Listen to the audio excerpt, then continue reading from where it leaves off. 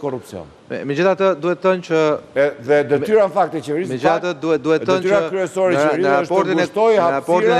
E 3 ditë më parë Komisioni Evropian nuk është e vënë baraz vlerën midis qëndrimit të opozitës ndaj dosjes korruptive Berisha dhe qëndrimit mazhorancës ndaj rastit Veliaj, por ama nënvizonte faktin që po ashtu pati presion të reditësisë edhe nga qeveria, nga mazhoranca për rastin e kryebashkiakut të Tiranës.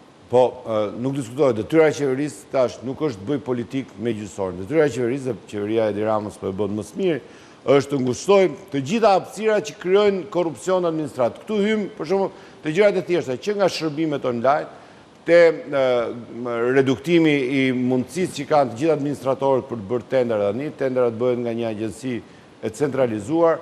Pra, ato gjëra që kanë krijuar le të themi atë korrupsionin korrupsionin e vogël dhe pastaj çik më të madh të administratorët legal, pra nuk është më, pra të gjithë shërbimet sot janë online dhe gjithmonë më shumë po avancohet në digitalizimin e shërbimeve që afrohen të qytetarët. A ka probleme? Po padyshim ka probleme. Ka pasur, ka dhe do të ketë.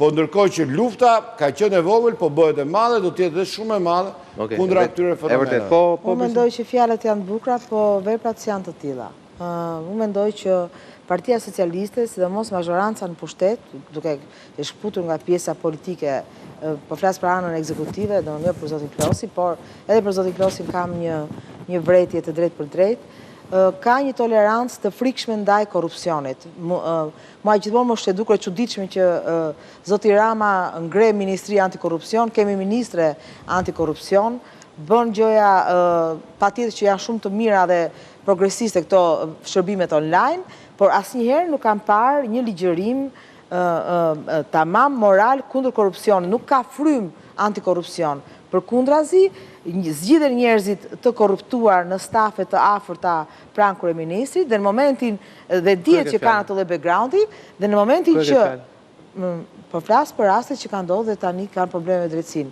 Dhe në rastet sepse asgjë nuk ndodh pa pritur. Shqipëria nuk është Kina, të gjithë i njohim të gjithë.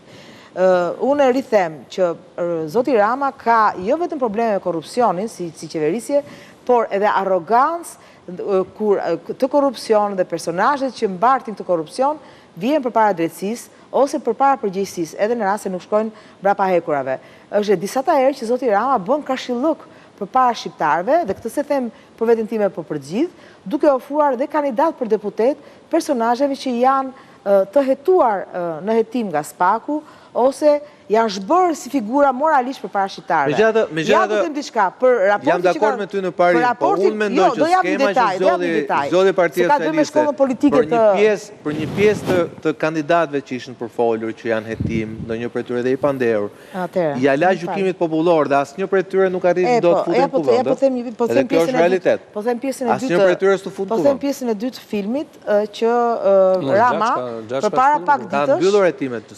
Nuk është raportin e saj, shiko, e them edhe një herë, politikani nuk është se mbyllur hetimet formalisht. Perceptimi është gjë tjetër. Moralisti, ana morale është më e rëndë se sa ligjore, mendoj. Nuk është hetuar në Spak. Edhe kjo ideja që nuk e di çfarë. Jo, mos e shkput Spaku nga gjykata kushtetuese, se kemi një vendim gjykatës kushtetuese që nga komisioni ta dha komisioni Venecias. Edhe tha të hapur që tha komisioni Venecias është thjesht një këshill honorific. A përmend komisioni Venecias? Jo, më fal, kisha për Këshillin Evropian, për raportin e tij, që kishte gjetur si shkelje mos zbatimin e vendimeve të gjykatës kushtetuese nga ana e parlamentit dhe që ka të bëjë indirekt. Debat shumë. Unë do lidh me diçka.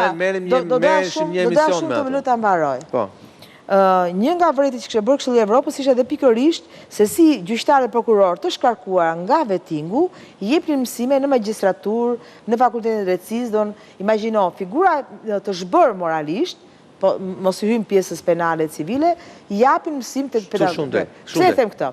Pikërisht tani sepse çerdhja e prodhimit të gjyqtarëve të korruptuar vazhdon, lulzon, duke drejtë. Gjithashtu dhe çerdhja e deputetëve që do bëhet shkolla politike e Partisë Socialiste për pak ditë. Janë triti, mësojnë pak. Jo, po jo ti mësojnë persona që kanë probleme me drejtsinë, ose që kanë probleme morale me politikën. Nuk e, s'është vetëm Merioni. Nëse, atrim te kjo se kjo shumë interesante se nuk kemi dhe shumë minuta, te kjo pjesa e reformës drejtësisë. Ka të bëjë diçka me zotin Klosi. Më ka ardhur shumë keq që patjetër që e rikonfirmohet që Partia Socialiste është një parti pragmatiste me interesa votash dhe ku ka vota nuk ka moral, ku ke me çdo lloj rruge do të arrish një ambicie. Më ka ardhur shumë keq që në listën e deputetëve është vënë një grumbullues votash që është zoti Agron Malaj, i cili pavarësisht se nga spaku nuk e dim po hetohet, po thirret, ka qënë në krahun e gabuar në 21 janar, ka qënë aty ku s'duhet ishte, unë mendoj që moralisht Partia Socialiste kjo e dëmton shumë. Ai ka sjell vota, nuk e di sa i ka shtuar, 1.000, 2.000 vota, po mendoj që shpesh herë morali nuk vlen sa votat dhe sa lekët dhe sa pasuria dhe sa ambicia. Sepse unë mendoj që politika në atë parë është moral, është mesazh. Më ka ardhur keq që zoti Klosi është në krye të asaj liste, ka qenë ke pjesa e sigurt, por traktori që ka punuar për të thyer votat e Dibrës, ndryshe nga vitet e mëparshme, mandatet e mëparshme, ka qenë PD-ja, ka qenë zoti Malaj, që moralisht, pavarësisht se është hapur, është mbyllur çështja e 20 janarit, ai ka qenë në rastin e gabuar. Unë kam parë një status që ka bërë zoti Klosi në 20 janar, ka thënë që drejtësisë ka bërë thirrje për të ndëshkuar urdhëruesit. Çka u mendoj që indirekt është treguar diplomat duke menjanuar zbatuesit. Unë mendoj që zoti Malaj në ato frymën e 20 janarit nuk besoj që është treguar diplomat zoti Klosi, po thjesht në atë momentin e pam që dikush tjetër kishte dhënë urdhër. Ne të tre kemi jetuar live. Orlando ja. Ne të tre kemi jetuar live dhe 21 janari ka qenë shumë i vështirë për Partinë Socialiste. Jo vetëm për ato që ndodhen në shesh, jo vetëm për humbjen e jetëve të katër protestuesve ku gjithë ne sa ishim atje mund të ishim një nga ata të katër, sepse u qellua në turm, u qellua mbi njerëzit. Agron Malaj ishte një nga ata njerëz cili ndihmoi Partinë Socialiste në datën 22, kur akuza ishte nga Sali Berisha mbi Agron Malaj, që është qelluar, ne kemi vrarë njëri tjetrin. Mbani mend se sa e vështirë ishte data 21 në darkë. Ishte shumë e vështirë. Dhe Agroni ishte nga ata që ndihmoi zbardhjen e të vërtetës që në 22 janar. Juve politikisht. Dhe politikisht Agroni ka qenë 2 herë kryetari i Bashkisë së Burenit, ka marrë votat atij komuniteti Matjan. Është një nga djemt më të mirë në përfaqësues të asaj treve. Mori një vot spektakolar dhe po ju them, me 21 janarin Agroni ka qenë në krahun e drejtë të historisë. Pastaj sa i përket historive të tjera, si drejtuesi i asaj bashkie, ka pasur ballafaqime drejtësinë, disa ballafaqime, të cilat i ka të gjitha të pastra, dhe është nga njerëzit që e përvaqëson më së miri trevën e matës. Po flas për pjesën morale dhe për pjesën penale civile. Faleminderit që ma dhe mundësinë të shprehem për 21 janar. Sepse nuk mendoj që ju jeni gjyqtar, prokuror dhe është nga ata tutus. djem të Gardës së Republikës, i cili dha informacione dur për në datën 20